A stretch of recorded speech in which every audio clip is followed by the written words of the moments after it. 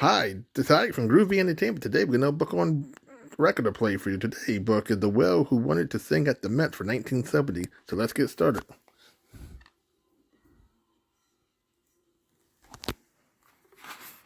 This is a Disneyland original little long-playing record, and I am your story reader. I am going to begin now to read the story of the whale who wanted to sing at the Met. You can read along with me in your book. You will know it is time to turn the page when Tinker Bell rings her little bells like this. Let's begin now. This is Willie, a singing whale. He could sing opera in 3 separate voices. Anyone would consider this unusual. Even more unusual was the fact that Willie wanted to sing at the Metropolitan Opera House. It all started when a sailor heard Willie humming to himself. The news spread rapidly. A whale singing? Who ever heard of such a thing? The experts said it could not be, yet reports kept coming in that it was true. Professor Tetty-Tatty, an important man in grand opera, thought Willie might have swallowed an opera singer.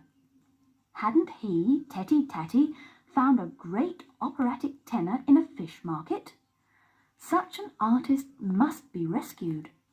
Tetty-Tatty told everyone he wanted a big ship and a good harpoon. Whitey the Seagull found a newspaper which said Tetty-Tatty was coming. Here was Willie's big chance. If he could sing for the professor, he would be famous. Whitey flew off to tell him. Now Willie had not swallowed one opera singer or 3 opera singers. He could really sing. He was floating around entertaining his friends when Whitey arrived. When he heard the news, Willie broke off in the middle of a chorus of shortening bread and swam away to meet the ship. What should he sing first? Perhaps a little Figaro? Tetty-Tatty was watching through a telescope.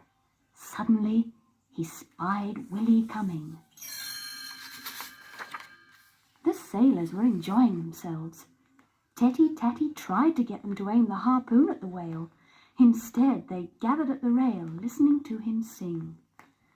Willie got so carried away that he dived under the ship and came up with it on top of his head. Willie's long hours of faithful practice were about to be rewarded. He would have his name up in lights. Imagine a whale singing opera on the stage of the Metropolitan. If he were doing Pagliacci, he would feel right at home. Of course, it would be well if people were prepared for a few showers. No doubt he would have his picture on the cover of a national magazine. Perhaps he might appear in Faust. How splendid he would be as Tristan, though his leading lady might feel somewhat overwhelmed by a tenor voice, a baritone voice, and a bass voice, all coming from the same throat. Alas, it was not to be. Tetty-Tatty was so sure he was right that he took his first chance to fire off a harpoon at Willie. So the world did not get to hear Willie after all. But who knows? In whatever heaven is reserved for creatures of the deep, he may be seen in 100 voices, amid cheering and applause that goes on forever. At least, we'd like to think so.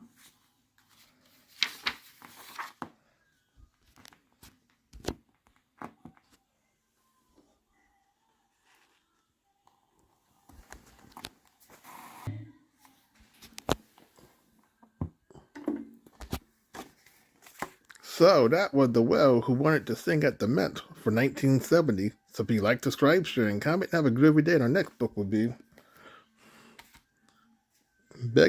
my bed knocks and broomsticks.